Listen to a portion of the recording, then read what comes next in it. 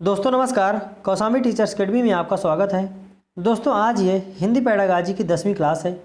यदि आप इसके पहले की क्लासेस ना देखे हों तो प्लेलिस्ट में जाएं और सारी क्लासेस देख लें। दोस्तों जिन ट्रिक टैग वर्ड और पॉजिटिव नेगेटिव के माध्यम से हम आपको पेडागाजी सॉल्व करना बताते हैं, यदि आप इन्हीं ट्रिक टैग वर्ड के माध्यम से पेडागाजी सॉल्व करेंगे तो हम आपको विश्वास दिलाते हैं कि आपका भी सीटेट एग्ज़ाम में अच्छा स्कोर रहेगा और आप पहले प्रयास में ही सीटेट क्लियर कर लेंगे, क्योंकि दोस्तों हम खुद इन नियमों, सिद्धांतों, ट्रिक और टैग वर्ड का प्रयोग करके सीटेट 2 बार क्लियर कर चुके हैं। तो दोस्तों ज़्यादा समय ना लेते हुए आइए आज की क्लास स्टार्ट करते हैं। तो दोस्तों आज की क्लास में 16 नंबर ये क्वेश्चन का है, लेकिन आज की क्लास का पहला क्वेश्चन है, ये कह रहा है एकांकी पढ़ने का सबसे अच्छा तरीका है। यानी एकांकी पढ़ने के लिए जो सबसे उपयुक्त या सबसे अच्छा तरीका कौन सा हो सकता है, तो ये ऑप्शन में बताए गए हैं। आप आपको या हमको इसमें छांटना है।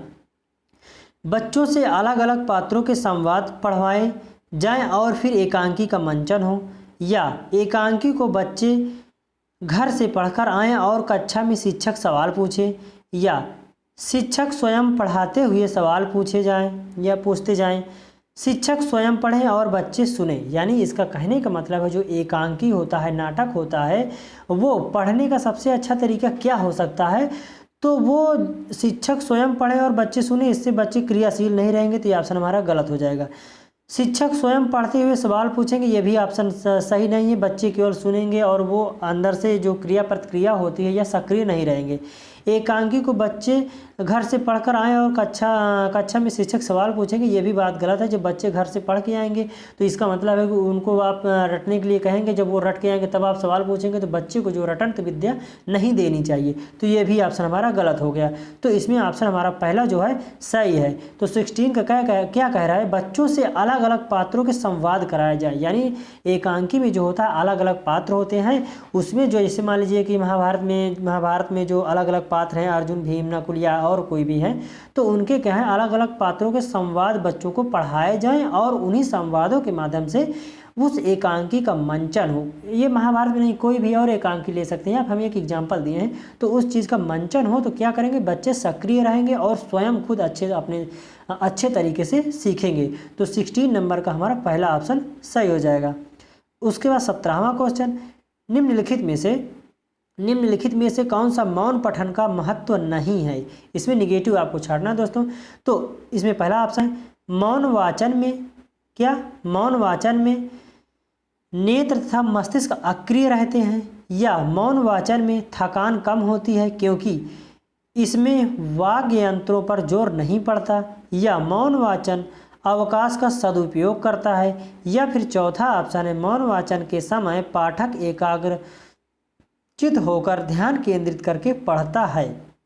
तो इसमें कह रहा है निम्नलिखित में से कौन सा मौन पठन का महत्व नहीं है। महत्व है में आप नहीं लगाइएगा, महत्व नहीं है। तो इसमें कौन मौन वाचन का पठन नहीं है, मौन वाचन का जो है महत्व नहीं है।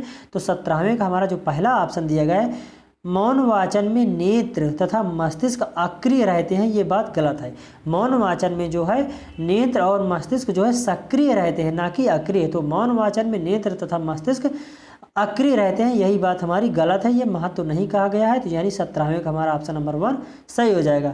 उसके बाद इन सभी ऑप्शनों को देख लेते हैं। मौन वाचन में थकान कम लगती है, क्योंकि दोस्तों जब आप शांत पूर्वक मन से पढ़ेंगे तो आपके वाग यंत्रों को जब जोर नहीं पड़ेगा तो थकान कम लगेगी। ये आगे कहा भी गया है, क्योंकि इनमें वाग यंत्रों पर जोर नहीं लगता। क्योंकि इसमें केवल मस्तिष्क के माध्यम से पढ़ा जाता है और आँखों के माध्यम से देखा जाता है, तो वाग यंत्र का इसमें कोई काम नहीं रहता। तो क्या होता है, मौन वाचन में थकान कम लगती है या होती है क्योंकि इसमें वाग यंत्रों पर जोर नहीं पड़ता। तो ये बात सही है। लेकिन और तीसरा ऑप्शन मौन वाचन अवकाश का सदुपयोग करता है, ये भी बात सही है। उसके बाद मौन वाचन के समय पाठक एकाग्रचित होकर ध्यान केंद्रित करके पढ़ता है, ये भी बात सही है। लेकिन ये हमसे पूछा क्या था, कौन सा महत्व नहीं है, तो ये पहला ऑप्शन जो गलत है, यही महत्व नहीं है। कह रहा है मौन वाचन में नेत्र तथा मस्तिष्क अक्रिय होते हैं, ये बात ये गलत है। क्यों, क्योंकि मौन वाचन में नेत्र और मस्तिष्क जो है सक्रिय होते हैं। तो 17वें का हमारा पहला ऑप्शन सही हो जाएगा। उसके बाद 18वां क्वेश्चन कह रहा है उच्च प्राथमिक स्तर पर लेखन कौशल के विकास का कौन सा उद्देश्य सबसे कम महत्वपूर्ण है। इसमें भी सबसे कम महत्वपूर्ण तो सारे हो सकते हैं, लेकिन सबसे कम महत्वपूर्ण जो होगा उसमें हमको आंसर टिक करना है। तो 18वें का आइए दोस्तों ऑप्शन पढ़ते हैं। पहला ऑप्शन है सुनी समझी पढ़ी हुई बातों को सहज और स्वाभाविक लेखन द्वारा अभिव्यक्त करने की क्षमता का विकास करना। उसके बाद दूसरा ऑप्शन कह रहा है संदर्भानुसार मुहावरे लोकोक्तियों का प्रयोग करते हुए लिखित अभिव्यक्ति को प्रभावी बनाना। या तीसरा ऑप्शन कह रहा है प्रसिद्ध लेखकों की लेखन शैली की समीक्षा करना। या सृजनात्मक लेखन द्वारा निज शैली का विकास करना। तो इसमें हमको छाटना क्या था, कह रहा है उच्च प्राथमिक स्तर। ये प्राइमरी स्तर नहीं बोल रहा दोस्तों, ये उच्च प्राथमिक स्तर बोल रहा है। उच्च प्राथमिक स्तर पर लेखन कौशल के विकास करना है, या विकास के उद्देश्य कौन सा जो है सबसे कम महत्वपूर्ण है। तो उच्च प्राथमिक स्तर पर लेखन कौशल के विकास का कौन सा उद्देश्य सबसे कम महत्वपूर्ण है।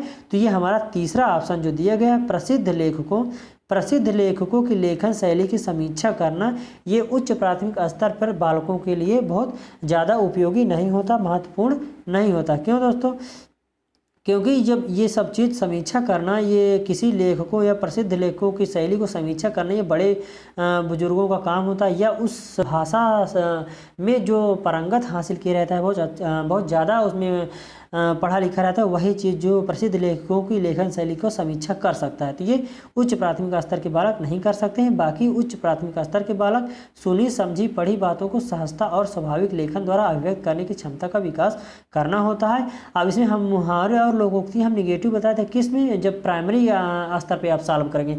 लेकिन ये जूनियर स्तर में है, तो जूनियर स्तर में प्राइमरी के अलावा जूनियर स्तर में मुहावरे और लोकोक्तियाँ आ जाती है, और सृजनात्मक लेखन द्वारा निज शैली का विकास भी होता है। लेकिन इसमें जो कह रहा है प्रसिद्ध लेखकों की लेखन शैली की समीक्षा करना, ये बालकों का काम नहीं होता, ये बड़े बड़े लेखकों और विद्वानों का काम होता है। तो यही हमारा सबसे कम उपयुक्त है। तो 18वें का हमारा तीसरा ऑप्शन सही हो जाएगा। उसके बाद यहाँ से दोस्तों पिछली परीक्षा में आए हुए सभी क्वेश्चन हैं, आइए हम लोग ध्यानपूर्वक देखते हैं। देखिए दोस्तों, इसमें ज़्यादा कठिन नहीं आते, लेकिन थोड़ा सा इसमें ऑप्शन जो होते हैं बड़े होते हैं, आपको समझने में थोड़ा सा परेशानी हो सकती है। लेकिन यदि आप समझ गए तो बहुत अच्छे तरीके से आप ऑप्शन को टिक कर सकते हैं। इसमें कह रहा है 19वें में भाषा के अभिव्यक्तात्मक कौशल हैं, यानी ये भाषा के अभिव्यक्तात्मक कौशल कौन कौन से हैं। तो बच्चों की कल्पना शक्ति व चिंतन शक्ति का विकास होता है, यानी भाषा के अभिव्यक्तात्मक कौशल से क्या होता है, तो इसके बारे में हमको बताना है।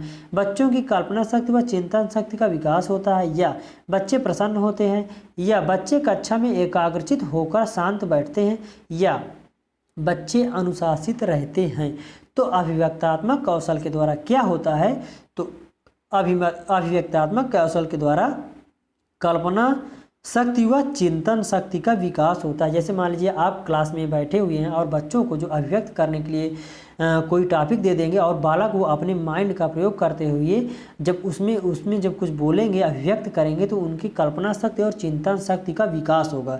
तो भाषा के अभिव्यक्तात्मक कौशल से क्या लाभ होता है, या कौशल हैं क्या होता है, इससे बच्चों की कल्पना शक्ति और चिंतन शक्ति का विकास होता है। तो 19वें का हमारा ऑप्शन नंबर 1 सही हो जाएगा। उसके बाद 20वां क्वेश्चन कह रहा है बच्चों की मौखिक अभिव्यक्ति का विकास करने के लिए सबसे कम प्रभावी तरीका कौन सा है। यानी बच्चों की जो है आपको मौखिक अभिव्यक्ति का जो मौखिक अभिव्यक्ति का विकास करने के लिए सबसे कम प्रभावी तरीका कौन सा है। तो इसमें हम छांटते हैं। तो पहला ऑप्शन है संवाद अदायगी, दूसरा ऑप्शन है व्याकरण आधारित संरचना अभ्यास, दूसरा है अपने अनुभवों का वर्णन, तीसरा है बातचीत करना। तो क्या है मौखिक अभिव्यक्ति का विकास करने के लिए सबसे कम प्रभावी तरीका कौन सा है। तो 20वें का सबसे कम प्रभावी तरीका हमारा ये दूसरा ऑप्शन है व्याकरण आधारित संरचना अभ्यास। जब बालकों को मौखिक अभिव्यक्ति करवाना है तो उसमें ज़्यादा व्याकरण की आवश्यकता नहीं पड़ती है, तो यही सबसे कम प्रभावी तरीका है। यदि आप उसको व्याकरण सिखाएंगे तो मौखिक अभिव्यक्ति का मतलब होता है बालक अपने माइंड का प्रयोग करते हुए जो उनके अंदर चल रहा है उसको अभिव्यक्ति करें। तो संवाद बोलेंगे, संवाद अदायगी में अभिव्यक्ति होता है, अपने अनुभवों को जब वर्णन करेंगे इसमें भी अभिव्यक्ति होती है, बातचीत करने में भी अभिव्यक्ति होती है। लेकिन दूसरे ऑप्शन व्याकरण आधारित संरचना अभ्यास कराने पर मौखिक अभिव्यक्ति नहीं होती है। तो हमारा 20वें का ऑप्शन 2 सही हो जाएगा। उसके बाद 21वां क्वेश्चन कह रहा है पढ़ने का प्रारंभ। पढ़ने का प्रारंभ, तो इसमें पहला ऑप्शन है वर्णमाला से होना चाहिए, या कहानियों से होना चाहिए, या कविताओं से होना चाहिए, या अर्थपूर्ण सामग्री से होना चाहिए। दोस्तों कई किताबों में आपको वर्णमाला से होना चाहिए ये बात सही माना गया है, लेकिन पढ़ने का जो हिंदी शिक्षण शास्त्र में जो होता है, पढ़ने का प्रारंभ जो है अर्थपूर्ण सामग्री से होना चाहिए। यही हमारा ऑप्शन नंबर 4 सही है। कोई कोई बुक में 1 दिया है जो हमारे हिसाब से गलत है, आपके हिसाब से कौन सा सही होगा आप कमेंट बॉक्स में कमेंट कर सकते हैं। तो पढ़ने का प्रारंभ जो है शिक्षण अधिगम में, जो हिंदी शिक्षण अधिगम में अर्थपूर्ण सामग्री से होना चाहिए। तो 21वें का हमारा चौथा ऑप्शन सही हो जाएगा। उसके बाद 22वां क्वेश्चन है लिखना। लिखना क्या है? एक बेहद जटिल प्रक्रिया है या एक अनिवार्य कुशलता है जिसे जल्दी प्राप्त किया जाना है। तो अभी हम बता दे रहे हैं ये ना तो एक जटिल प्रक्रिया है, ना तो इसे जल्दबाजी में सीख सकते हैं। बच्चा धीरे धीरे ही जब शब्दों को जानेगा, उसको लिखना प्रारंभ करेगा, तो वो धीरे धीरे जल्दी प्राप्त करने, या अनिवार्यता कोई चीज़ नहीं होता, अनिवार्य होती है लेकिन जल्दी बच्चे धीरे धीरे ही तो सीखते हैं। ये दोनों ऑप्शन रॉन्ग हो गए। उसके बाद ये दोनों ऑप्शन जो कह रहे हैं यह एक बातचीत है, यह एक तरह की बातचीत है, यह एक अत्यंत यांत्रिक क्रिया है। तो जो है लिखना जो है एक तरह की बातचीत होती है। क्यों? क्योंकि दोस्तों यदि हम अपना जो अंदर जो क्रियाएं चल रही हैं उसको हम लिख देंगे, तो अभिव्यक्त कर देंगे, तो अभिव्यक्त कर देंगे या लिख देंगे, तो उसके माध्यम से अगला कोई पढ़ करके वो समझ सकता है। तो लिखना जो है एक तरह की बातचीत होती है। उसके बाद 23वां क्वेश्चन, 23वां कह रहा है पढ़ना सीखने की प्रक्रिया में किसकी भूमिका सर्वाधिक महत्वपूर्ण होती है। पढ़ना सीखने की प्रक्रिया में किसकी भूमिका सर्वाधिक महत्वपूर्ण होती है? भाषा प्रयोग की, पहला ऑप्शन है भाषा प्रयोग की, या दूसरा ऑप्शन है बाल साहित्य के सार्थक प्रयोग की, या तीसरा ऑप्शन है पाठ्य पुस्तक की, या चौथा ऑप्शन है भाषा परीक्षाओं की। पढ़ना सीखने की प्रक्रिया में किसकी भूमिका महत्वपूर्ण होती है, इसको आपको छांट के बताना है। तो 23वां का क्वेश्चन का आप दूसरा ऑप्शन देखिए, बाल साहित्य के सार्थक प्रयोग जो है पढ़ने प्रक्रिया में महत्वपूर्ण भूमिका निभाता है। क्योंकि बाल साहित्य जो छोटी छोटी पुस्तकें होती हैं, बालकों के बारे में जो कहानियों की पुस्तकें होती हैं, वो जो पढ़वाएंगे तो पढ़ना सीखने की प्रक्रिया में ये बाल साहित्य के सार्थक प्रयोग की महत्वपूर्ण भूमिका होती है। तो 23वें का ऑप्शन हमारा दूसरा सही हो जाएगा। उसके बाद 24वां क्वेश्चन कह रहा है भाषा शिक्षण में बालक के मौखिक कौशल के विकास के लिए डैश सबसे कम महत्वपूर्ण क्या है।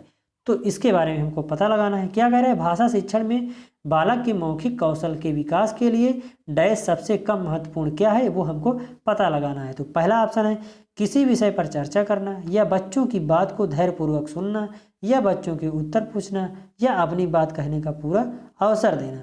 तो इसमें जो है भाषा शिक्षण में बालक के मौखिक कौशल के विकास के लिए, जब बालकों को मौखिक कौशल का विकास करना होगा तो आप उनसे प्रश्न पूछेंगे। तो इसमें तो जैसे प्रश्न पूछेंगे आप, भाषा शिक्षण में बालक के मौखिक कौशल विकास के लिए सबसे कम महत्वपूर्ण क्या है। तो सबसे ये देखिए हमें आप नहीं ध्यान दिए थे, सबसे कम महत्वपूर्ण क्या है। तो ये चर्चा करना सबसे अच्छा काम होता है मौखिक अभिव्यक्ति के लिए। उसके बाद धैर्यपूर्वक सुनना भी, जो बच्चा अच्छे से सुनेगा वही अच्छे से अभिव्यक्त करता है। तो धैर्यपूर्वक सुनना भी मौखिक अभिव्यक्ति का एक महत्वपूर्ण संसाधन होता है। फिर अपनी बात कहने का पूरा अवसर देना भी एक जो है मौखिक कौशल का महत्वपूर्ण संसाधन होता है। लेकिन इसमें कहा गया है तीसरे ऑप्शन में बच्चों के उत्तर पूछना। जब बच्चों से रटंत विद्या के माध्यम से उनसे उत्तर पूछेंगे तो जो चीज़ वो रटे हैं उसको सेम टू सेम बता देंगे। ना तो उनकी सृजनात्मक क्षमता का विकास होगा, ना कल्पनाशीलता का विकास होगा, ना ही वो अच्छे तरीके से अपने मनोभावों का प्रयोग करके अच्छे से बोल पाएंगे। तो यही सबसे कम महत्वपूर्ण है। कौन? 24 का तीसरा ऑप्शन। और बाकी तीनों बहुत महत्वपूर्ण हैं। 24 का तीसरा ऑप्शन जो है सबसे कम महत्वपूर्ण है। उसके बाद 25वां क्वेश्चन, भाषा की कक्षा में कहानी सुनने का मूल उद्देश्य क्या है। भाषा की कक्षा में कहानी सुनाने का मूल उद्देश्य क्या होता है। पहला, बच्चों की कल्पना शक्ति का विकास करना। दूसरा, बच्चों में सुनकर दोहराने की आदत का विकास करना। या बच्चों को अनुशासन में लाना या अनुशासन में रखना। या चौथा ऑप्शन है बच्चों का मनोरंजन करवाना। तो 25वें का हमारा कह रहा है भाषा की कक्षा में कहानी सुनाने का मूल उद्देश्य क्या होता है। तो भाषा की कक्षा में कहानी सुनाने का मुख्य उद्देश्य जो हमारा होता है बच्चों की कल्पना शक्ति का विकास करना होता है।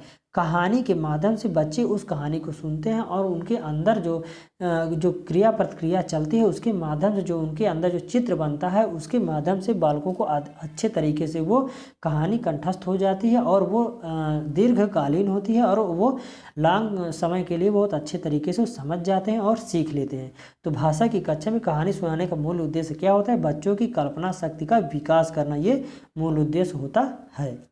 उसके बाद 26वां क्वेश्चन कह रहा है पढ़ना सीखने के लिए कौन सा उपकौशल अनिवार्य नहीं है। यानी पढ़ना सीखने के लिए कौन सा उपकौशल जो है अनिवार्य नहीं है। 26 भावनात्मक संबंध या वर्णमाला याद करने का कौशल या अनुमान लगाने का कौशल या भाषा की संरचना की समझ।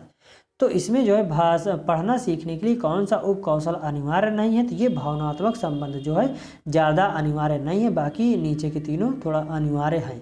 अब वर्णमाला याद करना यहाँ हम आपको बताते निगेटिव है, लेकिन फिर भी जब बच्चे जो है वर्णमाला के क्रम जब याद कर लेते हैं तभी तो पढ़ना सीखते हैं। जैसे का हो गया, खा हो गया, गा हो गया, जब सीख लेते हैं, या फिर ए हो गया, बी हो गया, सी हो गया, ये जो सीख लेते हैं उसके बाद ही तो पढ़ना लिखना सीखते हैं। तो यहाँ पर थोड़ा सा उससे कम जो प्रभावी होगा भावनात्मक है।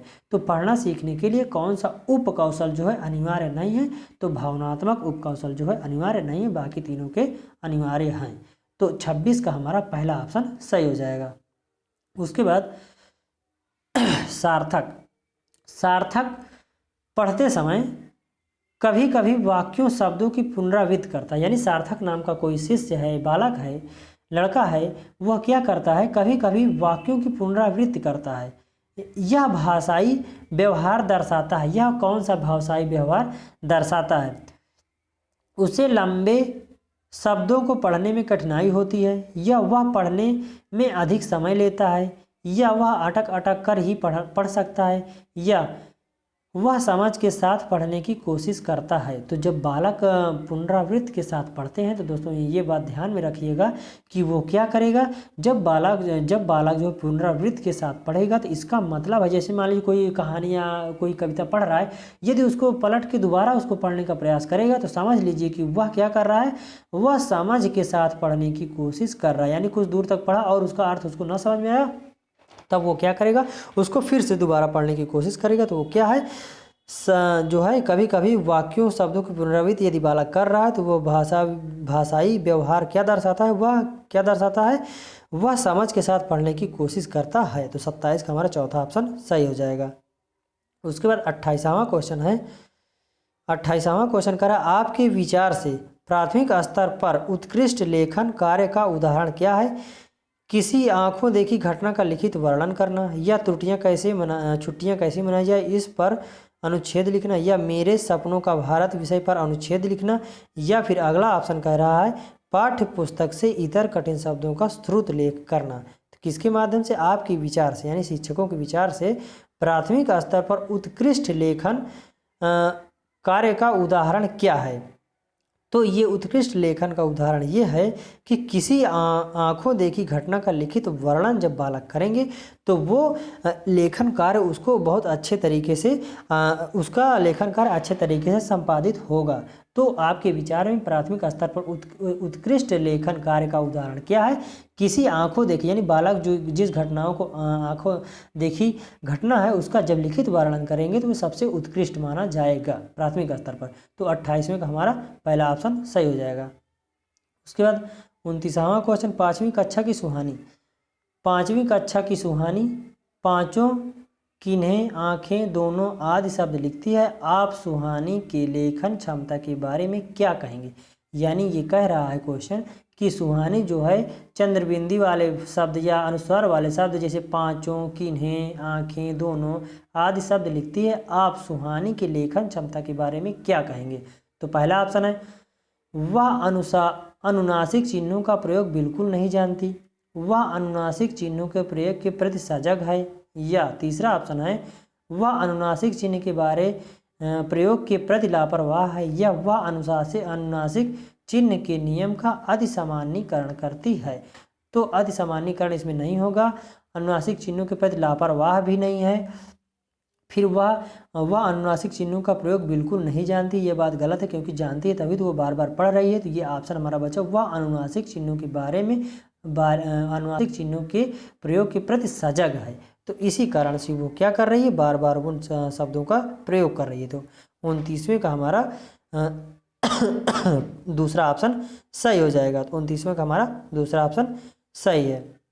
उसके बाद अगला है दोस्तों ये 30 नंबर। दोस्तों थोड़ा सा कोल्ड हो रखा है, इसी वजह से थोड़ा सा सर्दी है, खांसी है, तो उसका आप माइंड नहीं करिएगा। हम अगले क्वेश्चन की तरफ बढ़ते हैं। प्राथमिक स्तर पर पढ़ना सीखने में सबसे कम महत्वपूर्ण है। प्राथमिक स्तर पर पढ़ना सीखने में कुछ छूट गया क्या, 1 मिनट, नहीं यहीं से है। प्राथमिक स्तर पर पढ़ना सीखने में सबसे कम महत्वपूर्ण क्या है। तो प्राथमिक स्तर पर पढ़ना जो है, प्राथमिक स्तर पर पढ़ना सीखने में सबसे कम महत्वपूर्ण, पहला ऑप्शन दिया गया अनुमान लगाना, या दूसरा ऑप्शन संदर्भानुसार पढ़ना, संदर्भानुसार ये अर्थ या अक्षरों की पहचान, या पढ़ने का उद्देश्य। तो इसमें 30 नंबर का हमारा ऑप्शन नंबर चौथा सही हो जाएगा, पढ़ने का उद्देश्य। ये क्या है, सबसे कम महत्वपूर्ण होता है। उसके बाद 31 नंबर, भाषा कौशल के संबंध में कौन सा कथन सही नहीं है। इसमें निगेटिव आपको छांटना है। तो भाषा कौशल एक क्रम में ही अर्जित किए जाते हैं, या भाषा कौशल एक दूसरे को प्रभावित करते हैं, या भाषा कौशल एक दूसरे से संबंधित है, या भाषा कौशल एक क्रम में अर्जित नहीं किए जाते हैं। तो कह रहा है भाषा कौशल के संबंध में कौन सा कथन सही नहीं है। तो निगेटिव आपको छांटना है इसमें से। तो इसमें कौन सा सही नहीं है, भाषा कौशल एक क्रम में अर्जित नहीं किए जाते, ये बात गलत है। तो यही बात सही नहीं है, और बाकी ऊपर के तीनों सही है। ये बात क्यों गलत है दोस्तों, जैसे होता है भाषा के कौशल, सुनना एक होता है, फिर बोलना होता है, फिर लिखना होता है, फिर पढ़ना होता है। तो जो बच्चा जो है सुन नहीं सकता, वो अच्छे से बोल नहीं सकता, तो ये क्या है, ये क्रम में चलते हैं। तो यही कहा गया है भाषा कौशल एक क्रम में अर्जित नहीं किए जाते। तो यही बात थोड़ा सा रॉन्ग है। तो इसी वजह से हम इसको ऑप्शन को, चौथा ऑप्शन जो रॉन्ग है वही ऑप्शन हमारा सही हुआ है। क्या, भाषा कौशल के संबंध में कौन सा कथन सही नहीं है। तो यही सही नहीं है, भाषा कौशल एक क्रम में अर्जित नहीं किए जाते हैं, ये बात गलत है। भाषा कौशल जो है एक क्रम में अर्जित किए जाते हैं। उसके बाद 32 क्वेश्चन कह रहा है पढ़ने की प्रक्रिया में 32 क्वेश्चन, पढ़ने की प्रक्रिया में सर्वाधिक महत्वपूर्ण क्या है, प्रवाह या अक्षर ज्ञान या अर्थ या गति। पढ़ने की प्रक्रिया में जब आपको हिंदी पेडागॉजी में कहीं भी अगर पढ़ना शब्द आ जाए तो वहाँ आप सर्वप्रथम बिना कुछ देखे हुए आप अर्थ ग्रहण करने को आंसर टिक कर सकते हैं, यदि यहाँ पर नहीं लिखा गया है। तो पढ़ने की प्रक्रिया में सर्वाधिक महत्वपूर्ण होता है कि जो बालक जो कविता या कहानी या गद्य को पढ़ रहा है उसका अर्थ समझ रहा है कि नहीं। तो पढ़ने की प्रक्रिया में सर्वाधिक महत्वपूर्ण है अर्थ ग्रहण करना, बाकी तीनों रॉन्ग है। तो 32 का हमारा जो है ऑप्शन तीसरा सही हो जाएगा। उसके बाद 33वां क्वेश्चन कह रहा है बच्चों को लिखना सिखाने में सबसे अधिक महत्वपूर्ण क्या है। जब लिखना सिखाया जाता है बच्चों को तो सबसे अधिक महत्वपूर्ण क्या होता है, काव्यात्मक भाषा या विचारों की अभिव्यक्ति या सुंदर लेखन या वर्तनी की शुद्धता, किसके माध्यम से जो है बच्चों को लिखना सिखाएंगे वो सबसे महत्वपूर्ण होगा।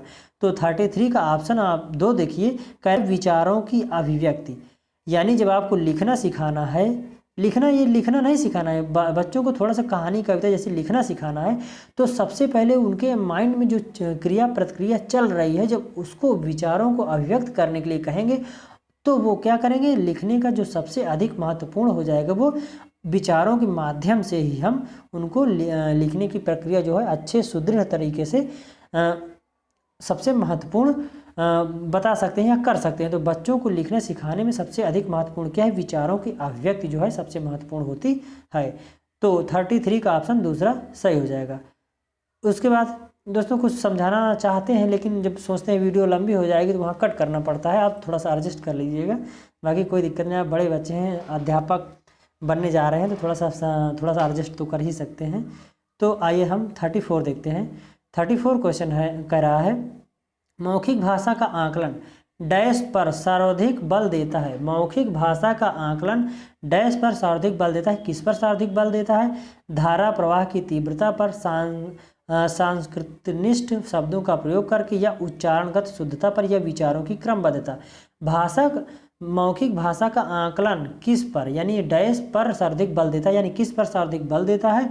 तो मौखिक भाषा का जो आकलन होता है वो सर्वाधिक विचारों की क्रमबद्धता पर बल देता है। तो 34 का हमारा जो है चौथा ऑप्शन सही हो जाएगा। क्या मौखिक भाषा का आकलन विचारों की क्रमबद्धता पर सर्वाधिक महत्व देता है या बल देता है? 34 का हमारा चौथा ऑप्शन सही हो जाएगा। उसके बाद 35वां क्वेश्चन, कक्षा 1 में लिखना डैश से प्रारंभ होता है, यानी कक्षा 1 का जब बालक है तो लिखना किस चीज़ से प्रारंभ होता है? तो 35 में पहला ऑप्शन दिया गया है वाक्य लिखने से, शुरू से, या अक्षर लिखने से, या चित्र बनाने से। तो आप जब बालक थे, छोटे थे, तो आपको सबसे पहले लिखना जब सिखाया गया था तो सबसे पहले अक्षर लिखाया गया था ना। सबसे पहले तो होता है वो जब बालक को पेंसिल दे दिया जाता है तो टेढ़ी मेढ़ी आड़ी तिरछी जब रेखाएं खींचता है वो होता है। लेकिन इसमें ऑप्शन के हिसाब से कह रहा है जब आप कक्षा 1 में लिखना सीखे थे या आप सिखाना चाह रहे हैं तो सबसे पहले किस बात से प्रारंभ करेंगे? तो जो अल्फ़ाबेट होते हैं या का खा होता है या ABC होता है वहीं से बच्चों को लिखना स्टार्ट करवाते हैं। तो हमारा 35 का ऑप्शन थर्ड सही हो जाएगा। तो 35वां का थर्ड ऑप्शन सही है। उसके बाद हमारा 36 क्वेश्चन क्या कह रहा है देखते हैं। 36 क्वेश्चन कह रहे भाषा कौशल के बारे में, क्या भाषा कौशल के बारे में आप किस विचार से सहमत हैं? भाषा कौशल के बारे में आप किस विचार से सहमत हैं? पहला ऑप्शन है ये एक दूसरे को प्रभावित नहीं करते। दूसरा ऑप्शन ये सभी एकमात्र नहीं सीखे जा सकते हैं, ये कह रहा है ये सभी एक साथ नहीं सीखे जा सकते हैं, या ये एक निश्चित क्रम में सीखे जाते हैं, या ये एक दूसरे से अंतः संबंधित होते हैं। तो कह रहा है भाषा कौशल के बारे में आप किस विचार से सहमत है? तो जो हम लोग शिक्षक होते हैं वो किस विचार से संबंधित होते हैं, या आप लोग जैसे शिक्षक शिक्षिका हैं किस विचार से सहमत होंगे? तो ये 36 का जो चौथा ऑप्शन दिया गया है ये एक दूसरे से अंतः संबंधित होते हैं। क्या भाषा कौशल जो है एक दूसरे से अंतः संबंधित होते हैं? भाषा कौशल 4 प्रकार के होते हैं, जो होता है सुनना, बोलना, पढ़ना, लिखना, यही भाषा कौशल होते हैं। ये 4 प्रकार के होते हैं और ये सभी प्रायः एक दूसरे से अंतः संबंधित होते हैं। तो 36 का ऑप्शन हमारा चौथा सही हो जाएगा। उसके बाद 37 या 37 कह रहा है पठन अवबोध किस प्रकार की योग्यता है? पठन अवबोध किस प्रकार की योग्यता है? तो 37 का पहला ऑप्शन है लिखित प्रतीकों को उनकी ध्वनियों में अनुवाद करने की योग्यता, या प्रवाह में पढ़ने के लिए वर्णों को समझने तथा उनके अर्थ खोलने की योग्यता, या पठन सामग्री के साथ अंतःक्रिया के द्वारा अर्थ गढ़ने की योग्यता, या पठन सामग्री में आए शब्दों को उनका अर्थ जानने की योग्यता। इसमें कौन सा सही हो जाएगा? कौन सी योग्यता है किसमें? पठन अवबोध किस प्रकार की योग्यता है? तो पठन अवबोध जो है किस प्रकार की योग्यता है? तो ये है धारा प्रवाह पढ़ने के लिए वर्णों को समझने तथा उनके अर्थ खोलने की योग्यता। यानी हम आपको ट्रिक बता दिए हैं कि जहाँ भी पठन कौशल आएगा या पठन शब्द आएगा वहाँ अर्थ ग्रहण करना जरूर लिखा होगा और वही हमारा आंसर होगा। यदि यहाँ पर नहीं लिखा हुआ है तो नहीं लिखा हुआ है तो पठन अवबोध किस प्रकार की योग्यता है? तो ये है धारा प्रवाह पढ़ने के लिए वर्णों को समझने तथा क्या करने, उनके अर्थ समझने या अर्थ खोलने की योग्यता।